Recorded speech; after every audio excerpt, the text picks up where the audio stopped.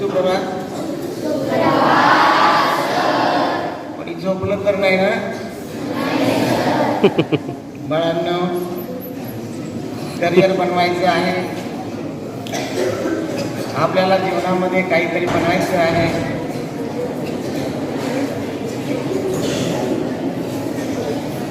आपण नेहमीच कार्यरत असतो नवोदय विद्यालयामध्ये. हा कार्यक्रम आपल्याला बऱ्याच दिवसापासून करायचं नियोजन होतं, परंतु 12 डिसेंबरपासून आपली परीक्षा सुरू झाली. परीक्षेनंतर आपली पिकनिक सुरू झाली. मग आपले रिझल्ट यायला लागले. त्यामध्ये आपण सगळे शिक्षक आणि विद्यार्थी सगळे व्यस्त झालो आणि त्यामुळं याला थोडी देरी झाली. आपल्यासमोर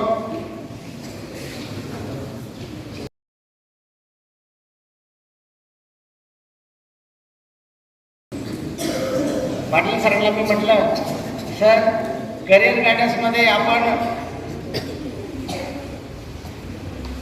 बाहेरची व्यक्ती बोलवण्याऐवजी कुठंतरी शोध घेण्याऐवजी तुझे आहे तुझं पासी परंतु जागा चुकलासी या उक्तीप्रमाणे आपल्या आताच आपल्या नवोदय परिवारातील नवोदयमध्ये शिकलेलीच एक आदर्श निर्माण करणारी श्रुती दिदी आहे. ती आज आपल्यासोबत राहणार आहे. एक मुलींचा प्रेरणा स्रोत म्हणजे श्रुती दिदी आहे. बघा, पालकांचं जे स्वप्न असतं की आपल्या मुलानं जीवनामध्ये काहीतरी करून दाखवावं, एक आदर्श निर्माण करावा, आपल्या घराण्याचं नाव उंच करावं, आपल्या गावाचं नाव उंच करावं, आपल्या देशाचा मान सन्मान वाढावा असं प्रत्येक पालकाला वाटतं. पण ते असं झालं नाही की बाबा सुट्टी गेली, एअरपोर्टवर जर्मनीचं तिकीट काढला आणि लगेच जर्मनीमध्ये जाऊन बसले. असं कधी होत नाही बेटा. खूप मेहनत करावं लागते, खूप कष्ट घ्यावं लागतात.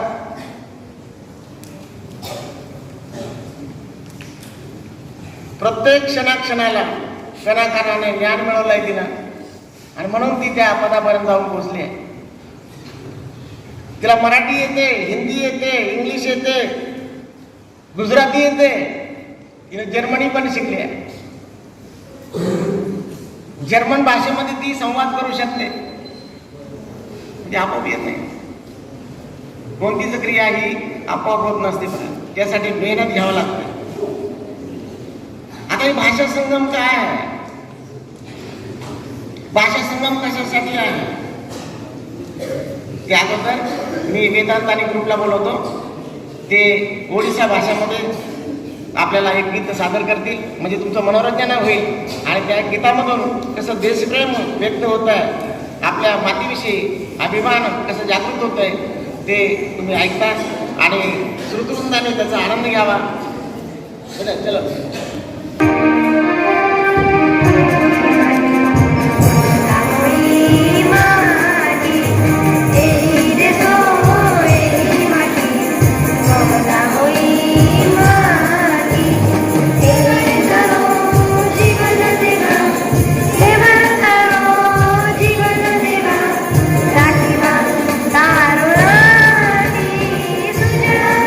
सुपर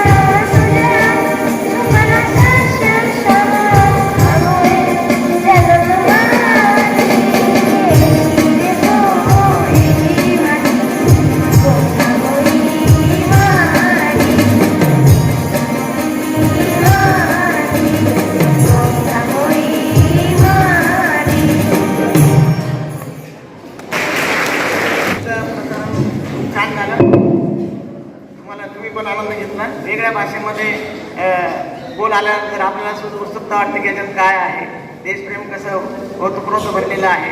त्याच्यात पण आपण दुसऱ्या गीताचा पण आनंद घेणार आहे. राजस्थानी गीत आपल्यापुढं सादर करीत आहे जया आणि शिवानी है ना. गीताचे बोल आहे हो पुन्हा विजय है ना. त्याच्यामध्ये पण कसं असतंय ते राजस्थानी गीतातून तुम्हाला समजेल.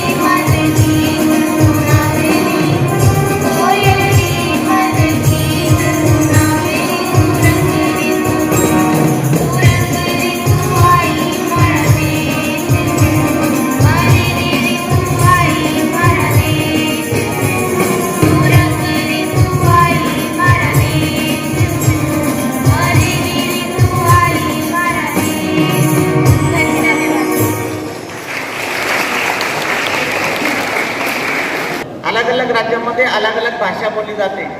आपला देश विविधतेने नटलेला आहे.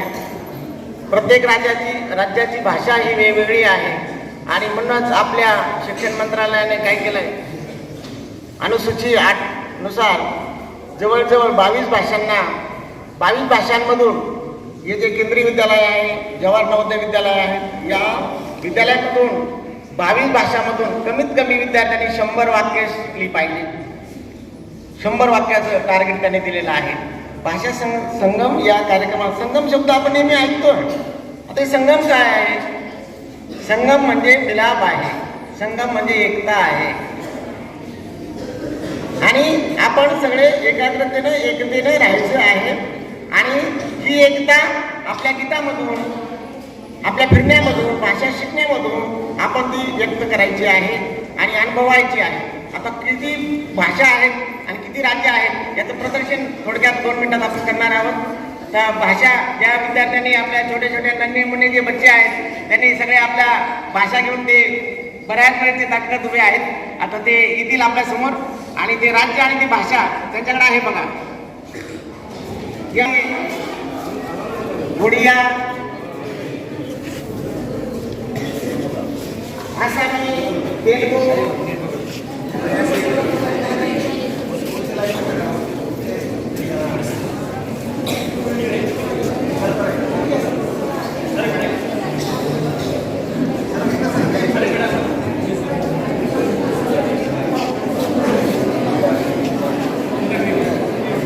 आपल्या भाषा दाखवायची आहे.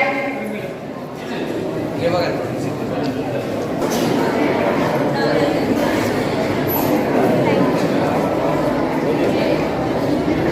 भाषांची विविधता तुमच्या लक्षात येईल बघा. आपण हिंदी आणि इंग्लिशचं उदाहरण जरी घेतलं, सब लोग मेरे पीछे बोलेंगे, मैं जैसा बोलूंगा वैसे ही बोलना है आपको. ठीक है, मेरा नाम बोले तो आपका नाम ले लो, मेरा नाम मत लेना. हेलो, जोर से बोलेंगे बेटा. हेलो, नमस्कार. What is your name? आपका नाम क्या है? My name is Sanjay. मेरा नाम संजय है. How are you? कैसे हैं आप? I am fine. अच्छा हूँ मैं. Thank you. Okay, bye bye. चला चला सर,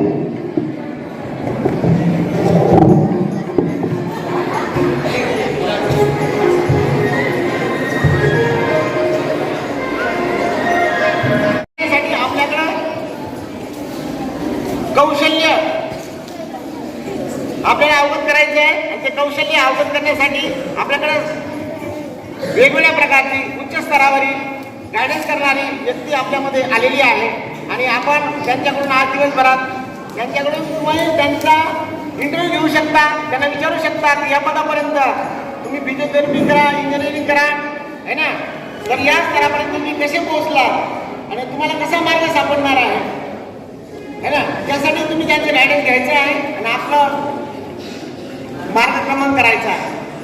धन्यवाद sir. Okay, thank you Pachore sir. इसके बाद में रिस्पेक्टेड प्रिंसिपल सर से अनुरोध करती हूँ कि वो आएंगे और अपना इस कार्यक्रम की समाप्ति करेंगे. Thank you. बेटे सावधान.